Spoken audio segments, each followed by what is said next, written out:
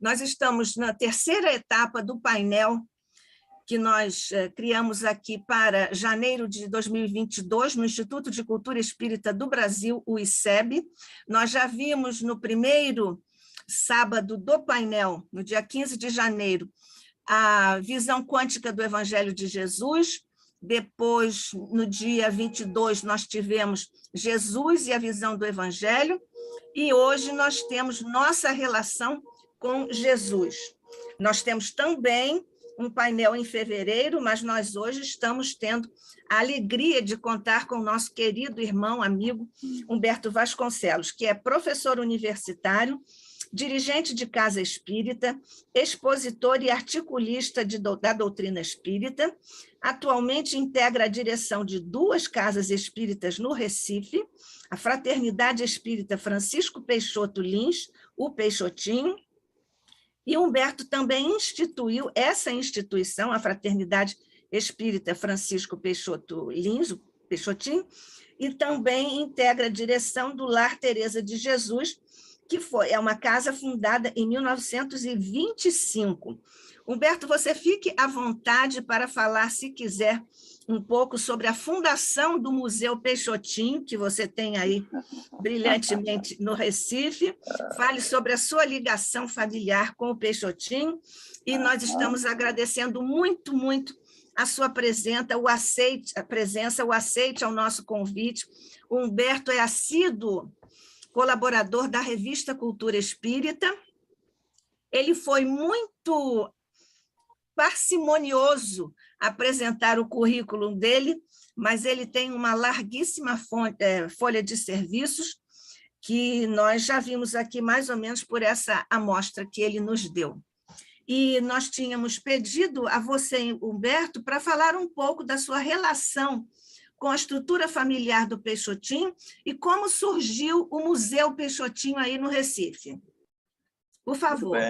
Muito bem. Quero cumprimentá-los com muito carinho, com muito zelo, com muita emoção, falar para a casa de Deolindo Amorim, de Jorge Andréa, de César Reis, de Nádia Couto do Vale, e de tantos estudiosos, tantas pessoas com as marcas do Cristo evidentes, que trabalham em seu nome e pelo seu ideal. Para mim é motivo de grande alegria. E quando eu fico alegre, até pelo tema que nós vamos desenvolver, a nossa relação com Jesus, eu atinjo uma espécie de plenitude e consigo definir o que tento definir com o vocábulo retirado de João Cabral. É a palavra ancho. Eu fico ancho, melhor que cheio, ancho, amplo, largo, pleno. E é neste sentido que agora desejo orientar as minhas palavras, mas pelo menos para espantar um pouco o meu nervosismo inicial. Não, fique tranquilo. Fale do museu, que nós vamos fazer a prece e depois você fala sobre o tema. Bom. Tá bem? Bem, o museu é um memorial, por enquanto. Nós temos acervo, mas realmente é um memorial. Funciona na Fraternidade Peixotinho, aqui no Recife. Minha relação com Peixotinho é uma relação realmente muito rica, muito profunda. Sou casado com uma filha de Peixotinho há 62 anos. E durante um bom tempo dessa nossa convivência inicial, pelo menos até o ano de 1966, tive uma relação com Peixotinho, com Baby, com toda a família, e me identifica realmente hoje como um membro dessa comunidade. E Peixotinho, Baby, Sheila e todo esse pessoal que surge em torno da mediunidade de Peixotinho tem conosco uma relação constante, o que muito nos honra, o que muito nos distingue. E estando aqui no Recife e instituindo o Peixotinho, a Fraternidade Peixotinho, como uma espécie de extensão do nosso Evangelho no Lar, que tem também 62 anos de existência, nós fundamos a Casa Espírita, exatamente porque nos deslocamos aqui para o bairro de Boa Viagem muito cedo, não havia casas espíritas na região, e então as pessoas, os espíritas que se aproximavam de nossa residência, frequentavam o nosso Evangelho. E a nossa sala era bastante grande, mas não suficientemente grande para abrigar a todos.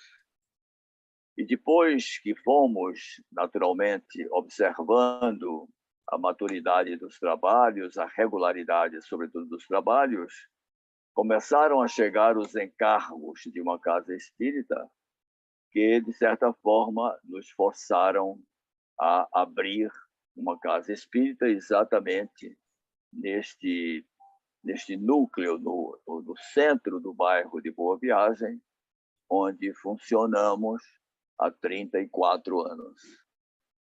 E, logicamente, mantemos a memória de Peixotinho neste memorial. Temos também um centro de documentação espírita funcionando anexo a este memorial e temos um acervo que vamos, aos poucos, disponibilizando para o maior conhecimento da vida e da obra desse grande trabalhador espírita, que foi realmente uma pessoa que, para mim, criou uma relação de pai com filho, e desde esse tempo realmente sou um trabalhador à sua disposição, tanto que hoje sou conhecido como seu biógrafo. De sorte que é esta a razão de ter me apresentado no Memorial Peixotinho, e é este o sentido de minha relação com este médium. Isso. Nós agradecemos muito, Humberto, esse seu depoimento, ainda que breve, mas que nos dá a extensão e a profundidade da sua relação direta, profunda, amorosa, tão espiritual com o Peixotinho e toda a família do Peixotinho. Uma parte aqui, uma parte aí no Recife, e o Peixotinho é uma referência para todo o Brasil espírita, e fora do Brasil também, uma referência de mediunidade com Jesus, com toda a lisura, todo o devotamento, toda a abnegação, de modo que, aproveitando este momento em que nós vamos entrar juntos em prece a Jesus, nós todos juntos, mestre querido, te rogamos inicialmente que envolvas o nosso querido Peixotinho nas tuas vibrações de amor, multiplicando-lhe os recursos dos quais ele fez tanto bem, ou fez tão bom uso quando esteve encarnado, e rogando-te ainda, mestre, as providências para que a felicidade espiritual possa estar sempre abrigada no coração e na mente de Peixotinho. Nós estamos, mais uma vez, mestre querido, tu bem o sabes, juntos aqui na casa de Deolindo Amorim, de Jorge Andréia, de Carlos Embaçaí, e de tantos outros queridos amigos e irmãos, Pedro de Camargo, Lauro Salles, José Jorge, que trouxeram esta casa e a mantêm do plano espiritual aqui aberta para os teus serviços, mestre.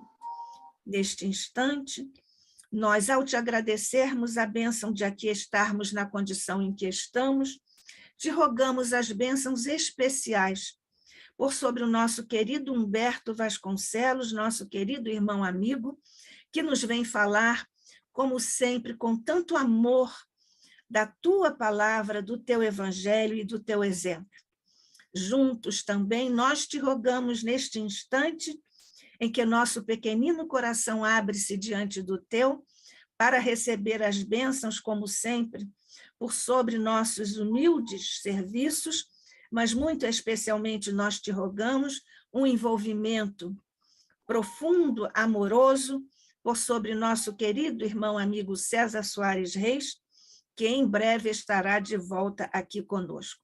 Que a tua paz, mestre, o teu amor, a tua misericórdia possa envolver todo o planeta e, muito particularmente, a nossa reunião na tarde de hoje no ICEB. Graças te damos hoje e sempre, sob o olhar de nosso Pai.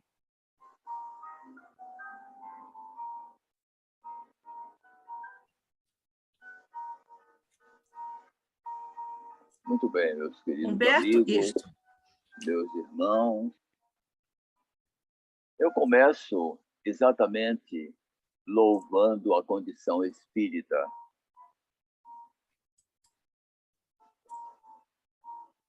Que para nós é algo tão especial, meu Deus, que hoje não me vejo em outra posição senão a de procurar fazer por onde merecer ser um trabalhador espírita, ser uma pessoa que teve a felicidade de construir a sua família exatamente sob a orientação espírita. Costumo dizer que meus filhos não são santos, como eu não sou, mas todos têm a convicção espírita. E isto é algo realmente que me dá uma satisfação espiritual imensa. Eu acho que a condição espírita nos distingue e, ao mesmo tempo, nos assoberba. Exatamente porque ficamos com esse compromisso que é para nós inadiável de corresponder à expectativa desta convocação, a convocação de estarmos falando em nome de Deus, em nome de Jesus. Realmente nós nos legitimamos a falar de Jesus exatamente porque temos a consciência de que somos irmãos. Este é o primeiro grande ganho e a primeira grande responsabilidade que nós experimentamos realmente. E uma das nossas emergências, exatamente para nos darmos conta da grande responsabilidade que nos cabe, é exatamente a de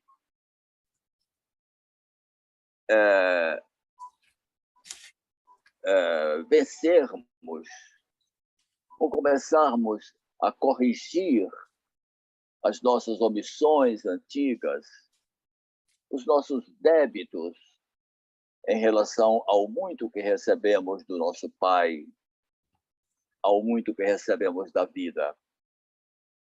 É isso realmente que nos distingue de uma forma especial, pela convocação excelsa, pela confiança excelsa, mas nos assoberba e faz com que realmente nós resgatemos o sentido de emergência que nós perdemos ao longo, ao menos, desses 2 milênios em que vimos conhecendo aspectos da grande saga empreendida por Jesus de Nazaré, com os reflexos admiráveis que nós conhecemos graças à codificação espírita. Temos muitas dívidas em relação a Jesus, segundo nossa ótica. Uma dessas dívidas é a solidão que nós submetemos a Jesus. Há 2000 anos, ele não encontrou espaço sequer para nascer. E ao preparar-se para o retorno, não havia sequer uma pedra onde reclinasse a cabeça. Na hora extrema, faltou-lhe a companhia dos discípulos. Então, o nosso encargo agora, na condição espírita, é resgatá-lo para um convívio sereno conosco.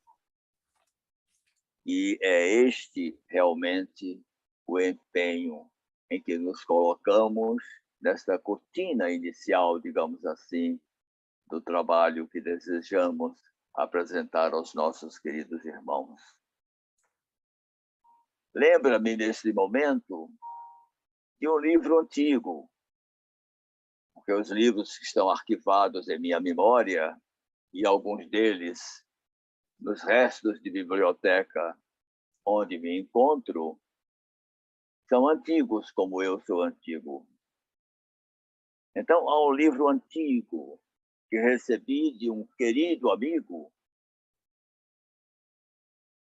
ministro de um tribunal superior até o final de sua vida física, intitulado Sofrer e Amar, do padre João Moana. E esse livro é ilustrado pelo quadro do coração humano. Coração humano em forma de duas portas que estão fechadas. E no limiar da porta encontra-se a figura de Jesus, com a sua santa perseverança. Numa das mãos, ele traz uma candeia. E com a outra mão, ele procura bater a porta do coração humano.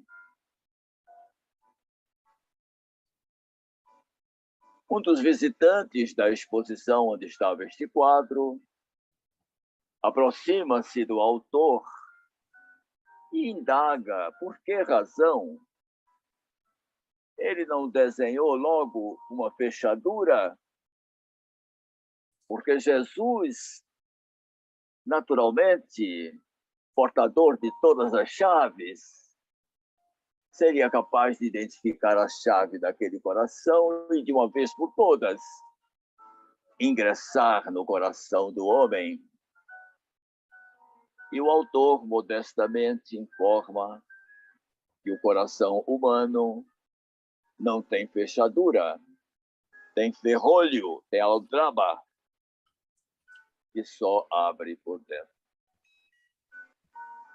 Então, o grande peso que se precipita sobre nós é exatamente o de despertar a consciência humana para que esta visita perseverante de Jesus venha a ser exitosa, que ele possa, de uma vez por todas, penetrar em nosso coração, trazer a sua mensagem para o interior de nós mesmos, a fim de que nós nos convertamos em multiplicadores, vejam que felicidade, do seu amor, da sua dedicação, da sua humildade e de todas as marcas criativas que ele vem imprimindo em nossa vida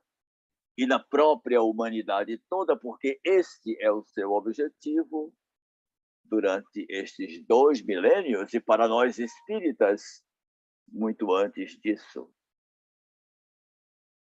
Mas há um segundo tipo de solidão a que nós submetemos o nosso Mestre Jesus e corresponde também a um dos nossos deveres de lutarmos para que essa solidão se dissipe na vida do nosso mestre, na sua visita, no seu estar conosco, para que ele, afinal, se sinta no mundo que guarda algumas compatibilidades com ele, um mundo que se prepara exatamente para repercutir de uma forma assim mais constante, mais verdadeira, as maravilhosas intenções, os maravilhosos ensinos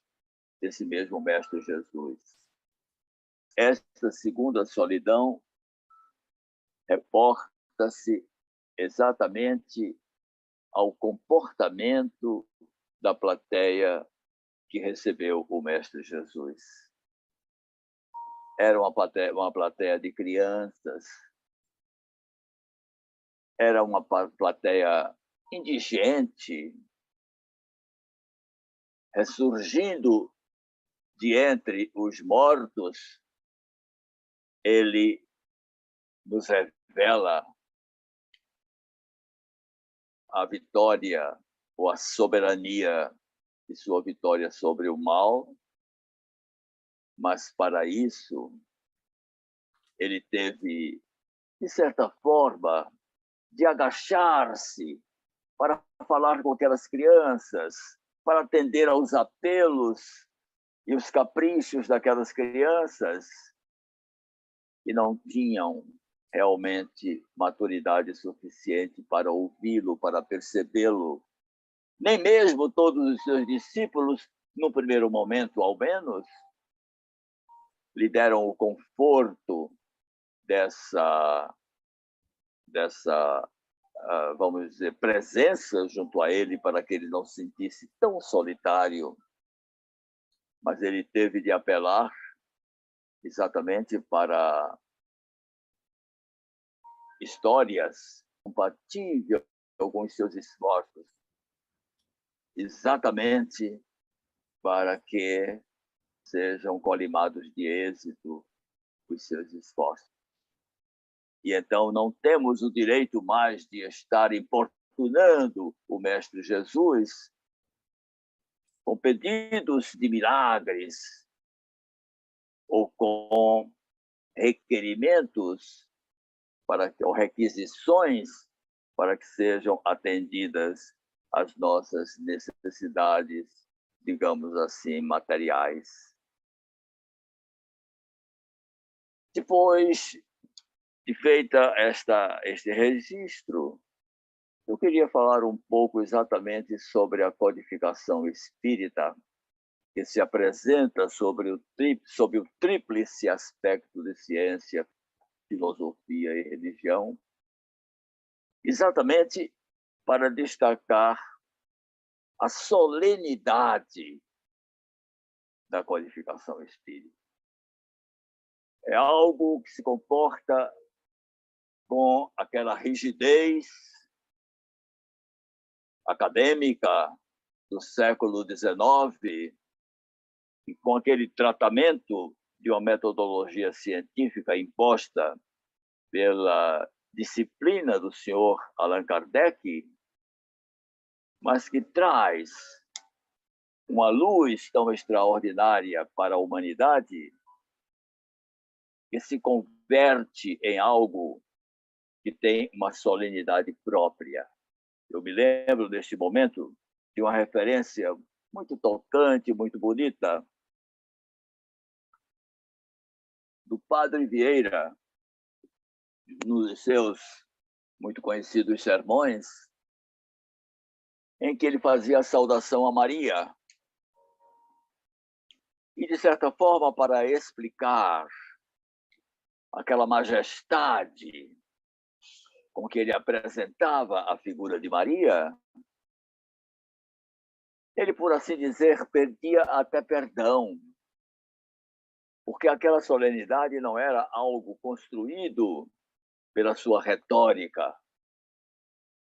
Aquela solenidade era íncita em Maria, porque falar o nome de Maria é exatamente praticar um ato solene em si mesmo.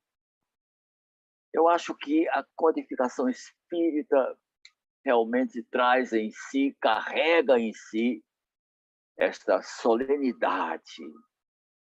Ouso dizer, inclusive, que pela primeira vez a unidade divina se apresenta em claridade solar para nós. É quando Deus se mostra por inteiro, rasgando o horizonte do espírito, porque naturalmente, enquanto a nossa intenção foi a intenção de vesti-lo com figuras materializadas, figuras reduzidas às formas da matéria, não logramos êxito, mas a partir do momento em que o identificamos como a inteligência suprema, causa primária de todas as coisas, nós então o vemos rasgando os horizontes, ou abrindo os horizontes espirituais, conforme deseja o nosso querido Herculano Pires, em sua obra memorável, O Espírito e o Tempo.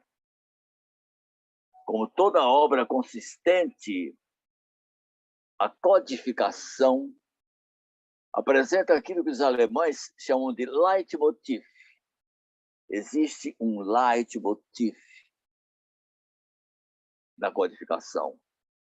Eu diria hoje, utilizando a linguagem do tempo, a codificação espírita tem uma grife. Esta grife se chama verdade.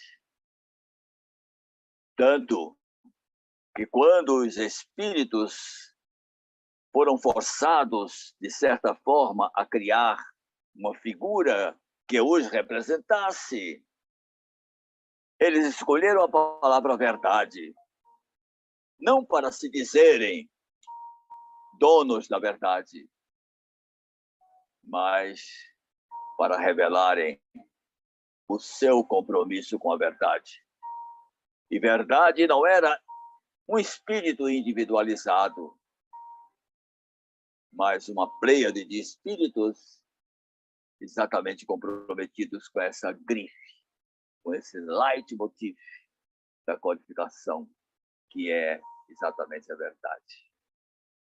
Esta foi uma sugestão efetiva do método científico para que nós, ou para que a codificação espírita não caísse no logro das igrejas, porque se apresentassem realmente como donos da verdade, estariam irritando a consciência acadêmica do século XIX, como, na verdade, desde os iluministas havia esta percepção de que a religião não podia ser aceita exatamente porque se apresentava como dona da verdade. E é curioso isso, apresentando-se o espiritismo com esse leitmotiv da verdade, ao mesmo tempo, os espíritos nos chamam a atenção para que nós não viéssemos a pousar como donos da verdade. Em razão disso, nós não podemos ser reticentes, queridos amigos. O viés científico da doutrina espírita é exatamente o viés da verdade. E não somente da verdade como uma posse, como uma revelação, mas da verdade realmente como o resultado de uma busca permanente. É, na verdade, muito mais fascinante e menos perigoso buscarmos a verdade do que alimentarmos a presunção de termos a verdade, de termos conquistado a verdade. E é isso que nos dá ânimo, e é isto que nos faz comparecer diante de Jesus com esta preocupação. Por isso, queridos amigos, devemos estar muito alerta para os ruídos que ouvimos ao nosso lado neste momento tão conturbado de nossa história, quando aparecem conceitos de ciência, muitas vezes nos colocam diante de uma ciência opinativa. Na minha opinião, é assim, meu Deus. E onde está a ciência? E onde está a busca da verdade que é permanente para nós, que somos espíritos em marcha progressiva para o Pai? Então, é uma advertência que também pesa sobre os nossos ombros. É nos mantermos livres de sermos conduzidos ou contagiados por aquilo que o filósofo moderno chama de modernidade líquida, que nos impõe padrões nada virtuosos para, naturalmente, a excelência da missão ou da tarefa que nós trazemos como trabalhadores do espiritismo cristão. Mas espiritismo é também filosofia, e o aspecto filosófico da doutrina espírita remonta àquele conceito romano de filosofia que quer atingir aquilo que eles chamavam de causa causarum, a causa das causas. E isto significa para nós o despertar para o tempo do Espírito. E faz com que nós identifiquemos marcas antigas do Cristo. É o viés filosófico, é o viés da causa causarum, que nos leva a conhecer, a reconhecer, a identificar as marcas do Cristo antes, muito antes da manjedoura. Cristo, para nós, não é uma realidade que aparece apenas numa manjedoura de um estábulo abandonado, de uma cidade remota, ou de um ponto qualquer daqueles tempos em que ele se fez notado, pelo menos para uma parte da história. Cristo se antecipa de muitos séculos, de milênios, exatamente em relação à manjedoura. E isto nós sentimos, queridos amigos, ou somos convocados pela doutrina espírita a sentir, não consultando livros de história, porque nenhum deles tem a grandeza suficiente de abrigar a grande figura de Jesus. Porque, na verdade, Jesus não pode figurar no panteão de nenhuma sociedade. Ele é muito maior, realmente, do que isso. Então, identificamos as marcas do Cristo, exatamente empreendendo uma espécie de viagem para o interior de nós mesmos, como propõe o poeta Carlos Drummond de Andrade no seu magnífico poema O Homem e Suas Viagens.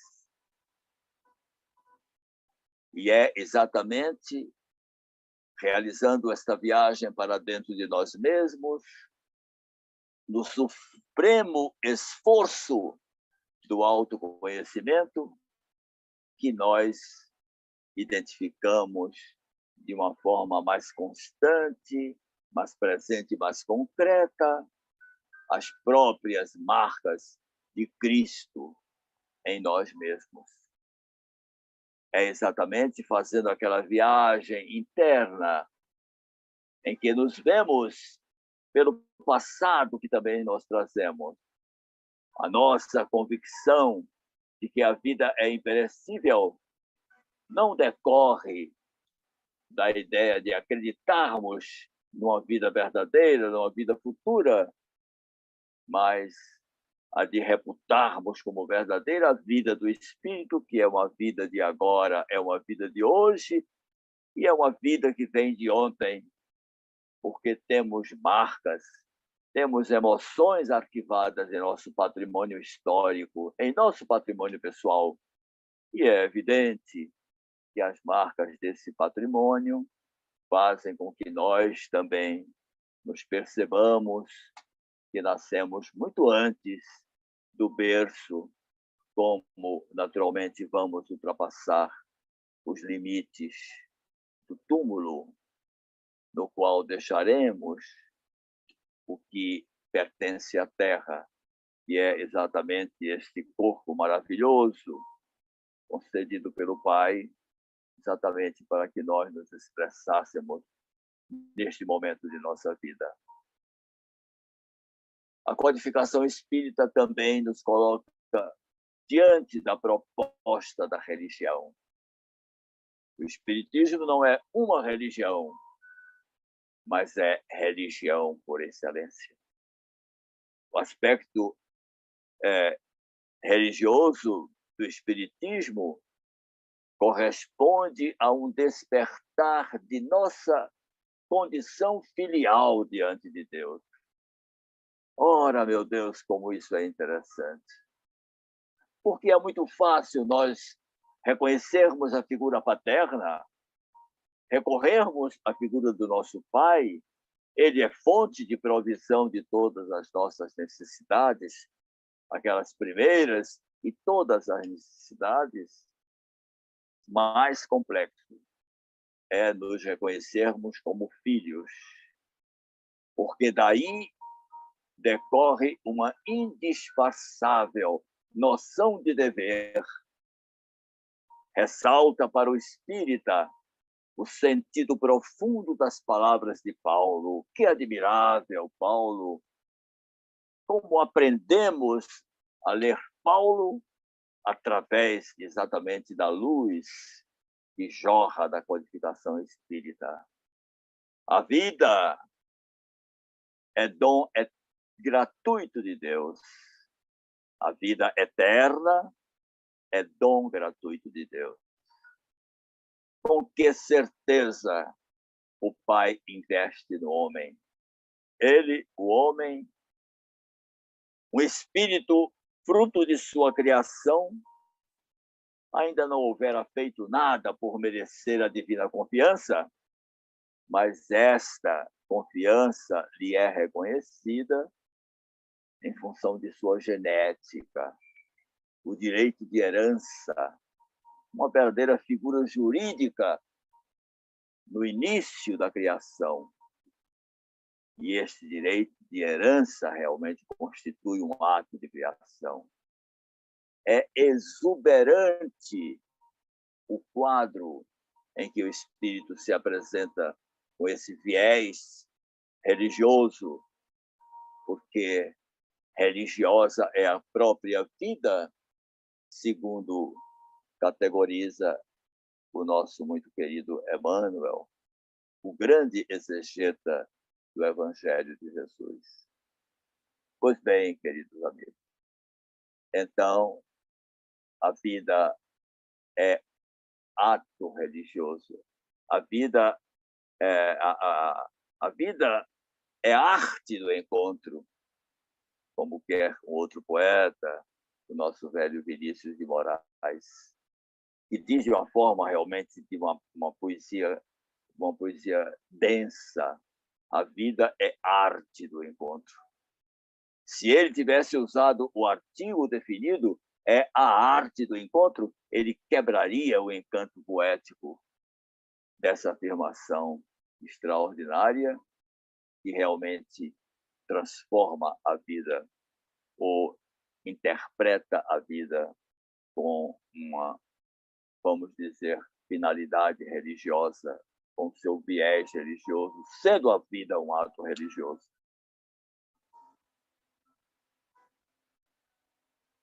Então, meus queridos amigos, eu indago, porque estou preocupado com isso, se estou sendo ouvido, ou estou sendo gravado, se a minha palestra está sendo percebida, porque houve tantos intervalos assim de silêncio, mas se alguém puder me responder que está tudo certo, eu gostaria de receber o conforto de que estou falando para o mundo, né? Está tudo certo, Humberto, você está falando. Pernambuco fala para o mundo.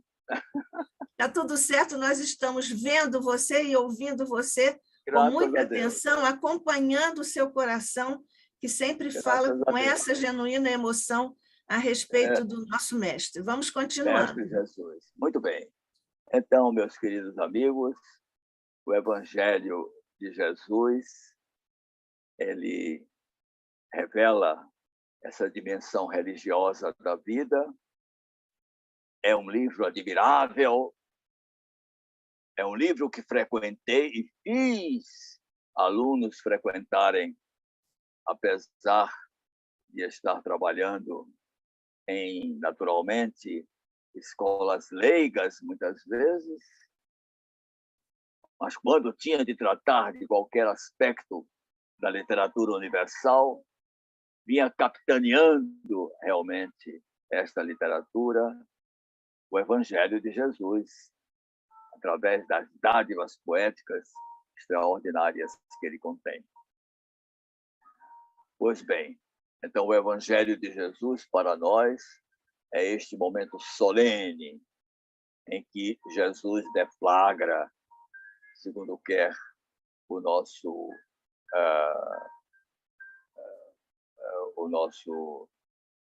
autor de Jesus, o Espírito e o Tempo, tá? Deflagra o horizonte espiritual na terra dos homens.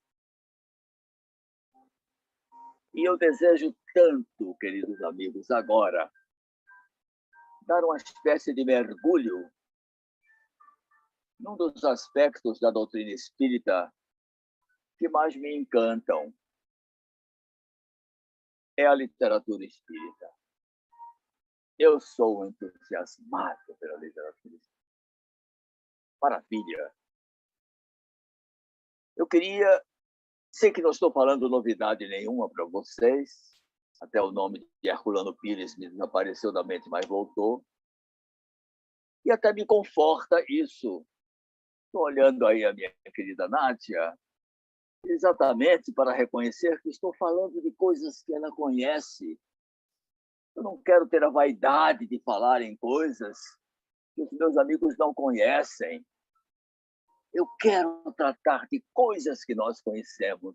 E é lógico, quando eu convido a este mergulho na literatura espírita, forjada pela língua portuguesa, a língua portuguesa que era considerada pela nobreza acadêmica da Europa como o túmulo das ideias.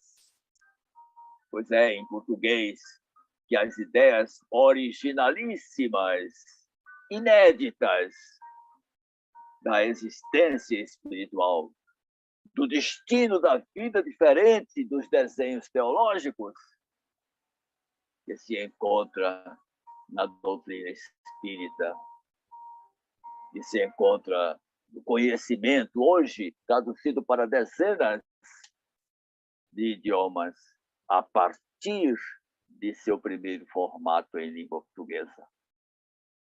E eu, então, trago para os meus queridos amigos relembrarem neste momento um trechinho do livro Emmanuel.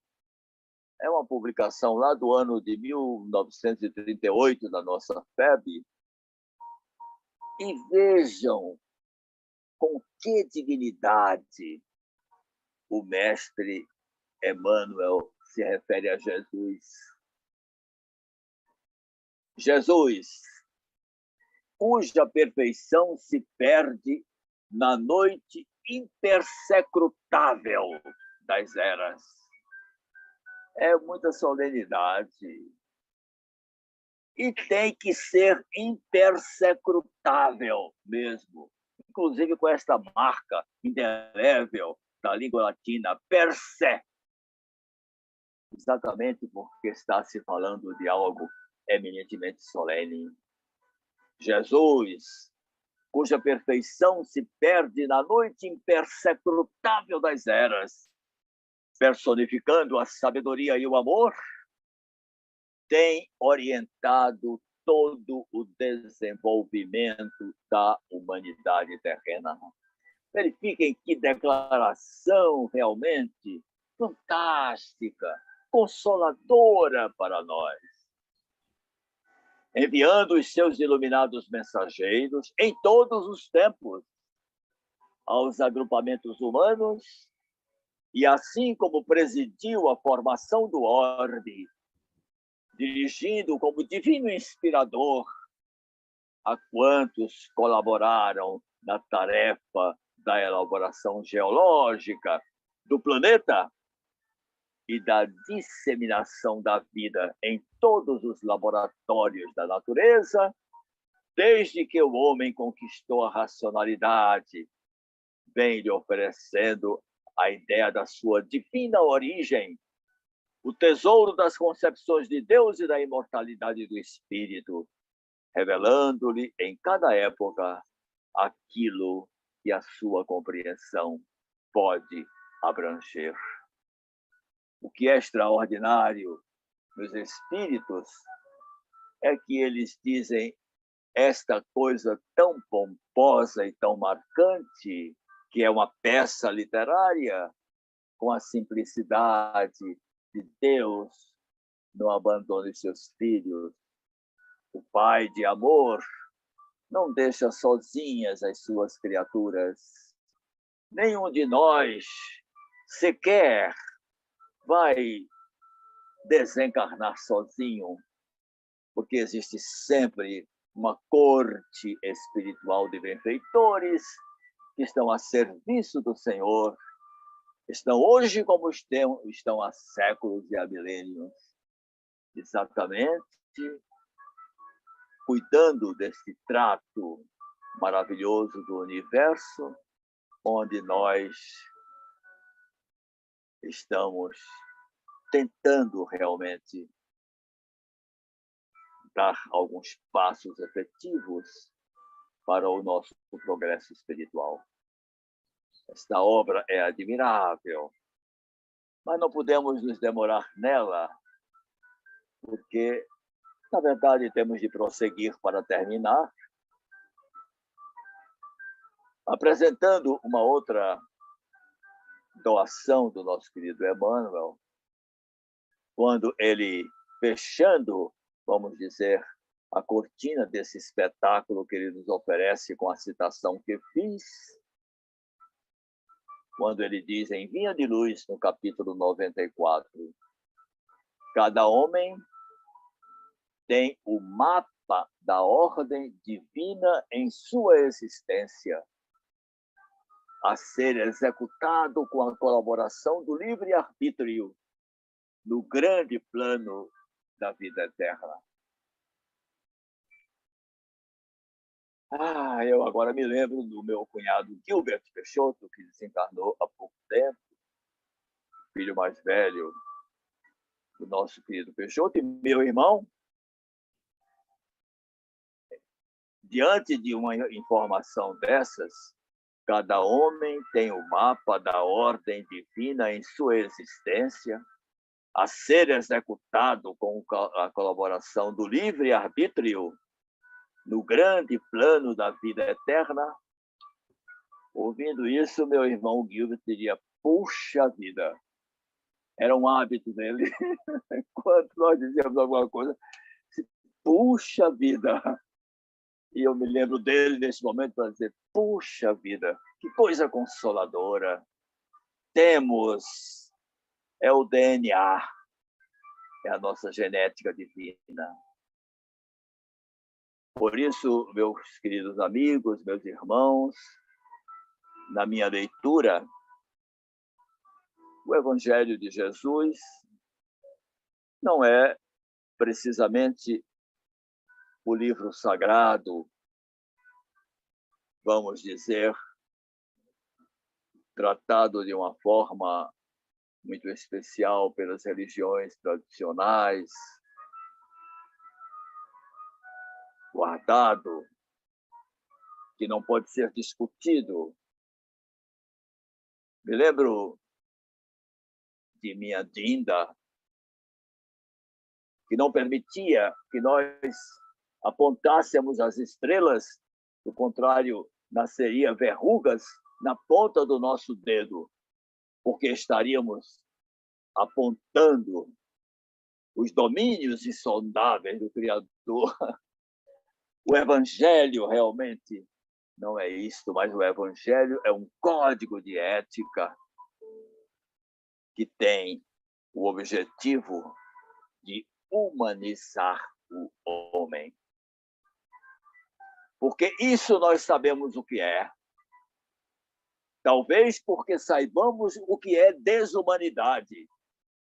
Nós, então, nos descobrimos humanos e este é um reconhecimento da nossa genética divina. Sermos humanos, o objetivo do Evangelho é humanizar, pois, o homem. E para que nós nos beneficiemos de forma integral do roteiro luminoso do Evangelho, é preciso que nos libertemos de comportamentos estranhos, compatíveis com o nosso passado de crianças espirituais, mas incompatíveis com o nosso presente de herdeiros de um esforço civilizatório notável de 2 milênios. Para empreendermos esta longa e imperiosa viagem para dentro de nós mesmos, como quer a filosofia, mais do que simplesmente a filosofia socrática, porque já vem de longas eras este conceito gravado no espírito humano. Não se admite que o espírita adote comportamentos inadequados, fruto de uma escassa percepção da vida. E é mais uma vez Emmanuel que nos chama atenção para isso. Não podemos ser diante dos horrores, inclusive, de um período tão turbulento como este que nós vivemos, não podemos nos apresentar com ares de perplexidade, escandalizados, decepcionados, ou com comportamentos de temor, ou nos sentirmos derrotados pela tristeza, pela dúvida, ou mergulharmos nesse oceano de queixas que nós ouvimos de todas as direções, como se tivéssemos sido deserdados pelo nosso Pai. Deveremos nos apresentar na condição dessa plateia madura, porque não podemos desapontar mais uma vez o nosso Mestre Jesus, oferecendo-lhe uma plateia frágil, que não represente sequer este homem do século XXI. Ainda mais agora, beneficiados que temos sido pelas generosas luzes da doutrina espírita. O ato de Jesus, a exemplaridade de Jesus é a sua verdade. E a exemplaridade de Jesus é um somatório de inexcedível valor de atos de criação que transbordam ao seu tempo que se espalham não somente pelos caminhos do planeta, mas pelo universo sem fim. Porque o evento Jesus, para nós, significa Deus em nós. Como o evento Moisés significou Deus para nós. É a revelação da unidade. Mas o evento Jesus é Deus em nós. E eu convoco mais um poeta para vir corroborar com a nossa afirmação. Deu-me Deus o seu gládio, porque eu faça a santa guerra. Sagrou-me seu em honra e em desgraça, às horas em que um frio vento passa sobre a fria terra. Pôs-me as mãos sobre os ombros e doirou-me a fronte com o olhar. E esta febre de além que me consome, e este querer grandeza, são seu nome dentro de mim a vibrar. E eu vou, e a luz do gládio erguido dá em minha face calma. Cheio de Deus, não temo o que virá, pois venha o que vier, nunca será maior do que a minha alma. É o velho Fernando Pessoa trazendo-nos esta marca do Deus em nós, que nos é impressa exatamente pelo Evangelho de Jesus. Mas percepções assemelhadas nós identificamos voltando na literatura espírita e vamos encontrar no queridíssimo e iluminado Leon Denis esta proclamação que muito revela as belezas e a pertinência da literatura espírita. Homens, reporto-me ao seu livro Grande Enigma. Aprendei a emergir em vós mesmos, a esquadrinhar os mais íntimos recônditos do vosso ser. Interrogai-vos no silêncio e no retiro, e aprendereis a reconhecer-vos, a conhecer o poder escondido em vós. É ele que leva e faz resplandecer no fundo de vossas consciências as santas imagens do bem, da verdade, da justiça, e é honrando essas imagens divinas, rendendo-lhes um culto diário, que essa consciência ainda obscura se purifica e se ilumina.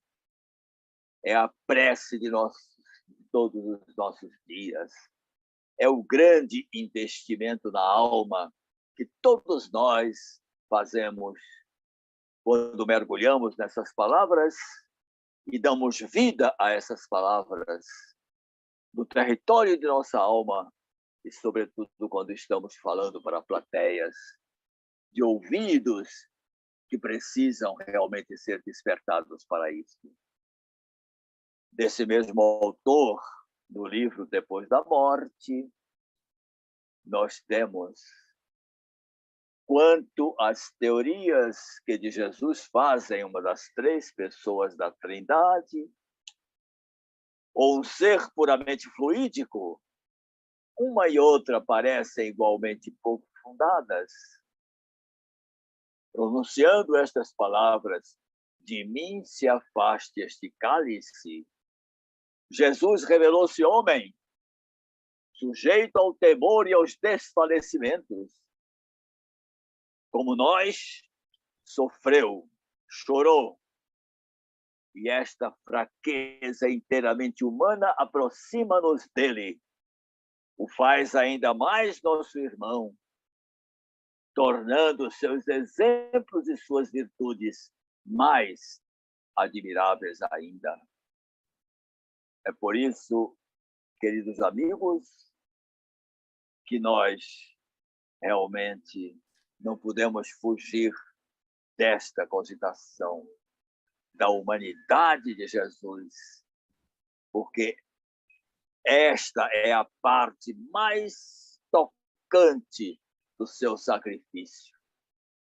É humanizar-se exatamente para experimentar as próprias dificuldades da condição humana e transmitir para nós a ideia de que, apesar disso, nós temos sim a possibilidade de superar as nossas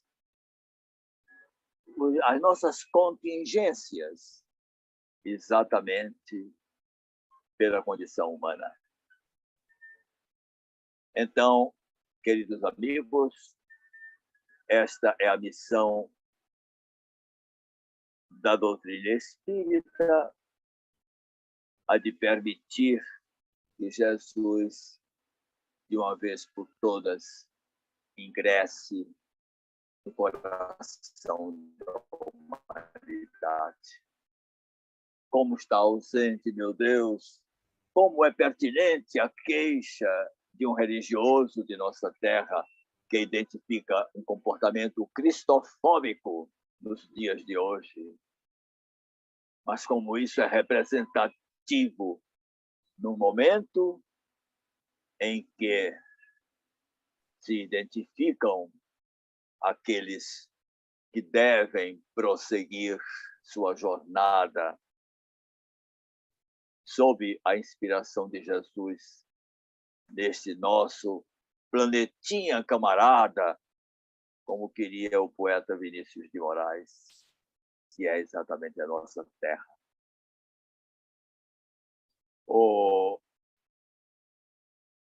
Ao cristianismo, meus queridos amigos, nada faltou. As ideias cristãs foram construídas e consubstanciadas nos livros do Novo Testamento, exatamente com as potências da alma sublime. Ele, por assim dizer, foi construído com todos os ensinamentos disponíveis, com todo o conhecimento disponível a seu tempo. É esta a razão pela qual o Evangelho é imperecível, porque ele não está impregnado somente das notícias de uma possível e episódica, certamente, mergulho, um episódio do mergulho histórico ou geográfico, ou representando a cultura de um povo. Ele realmente reflete todo o conhecimento disponível naquele momento da história. Além disso, contou com a colaboração ao longo dos séculos dos espíritos iluminados, cuja vida e obra marcaram a terra como seara abençoada do Pai.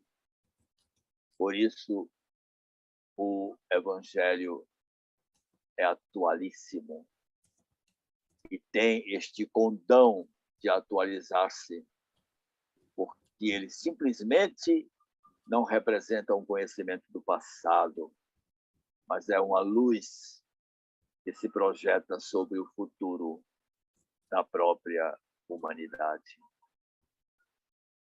Também ao Espiritismo nada faltou. Foi codificado por Allan Kardec, inteligência forjada nos valores do Espiritismo e na sabedoria da admirável pleiade de iluministas de todos os matizes. Alma corajosa e consciente da grande responsabilidade que lhe foi confiada por Jesus de Nazaré, em missão de consolação e esclarecimento definitivo. Ele é portador do Consolador prometido pelo Mestre. A codificação espírita também está apoiada na experiência de cientistas de escola, de mestres do pensamento que há séculos se dedicam à tarefa de reforçar e completar as lições do Evangelho.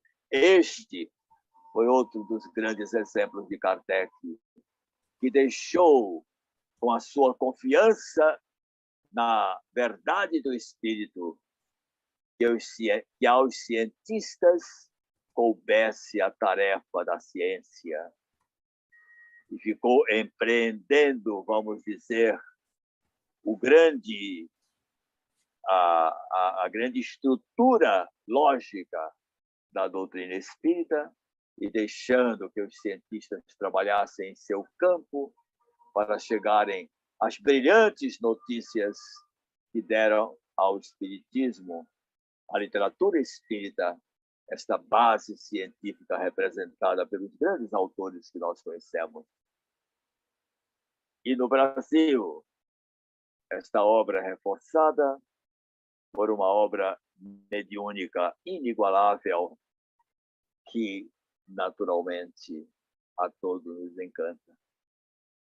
Fundamentalmente, ao cristianismo, até hoje, faltaram, infelizmente, os cristãos. Mas não devemos permitir que ao espiritismo faltem os espíritas.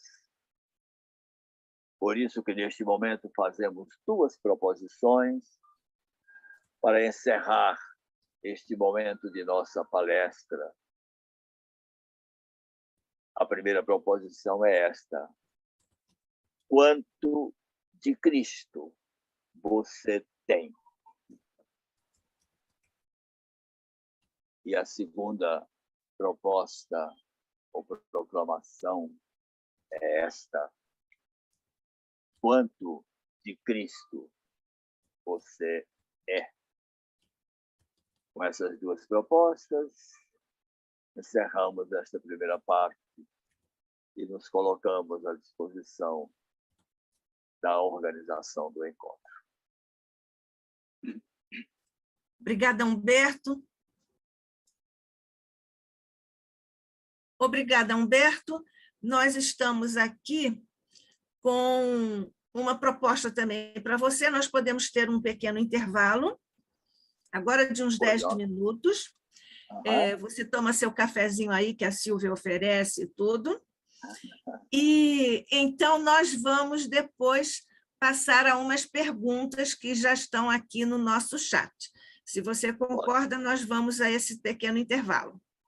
Inteiramente. Então, até já. Obrigada por essa primeira parte, que é um encantamento para o nosso coração vindo do seu. Obrigado. Você sempre fala com tanta emoção, tanta verdade de Jesus para nós. Até já. Até já.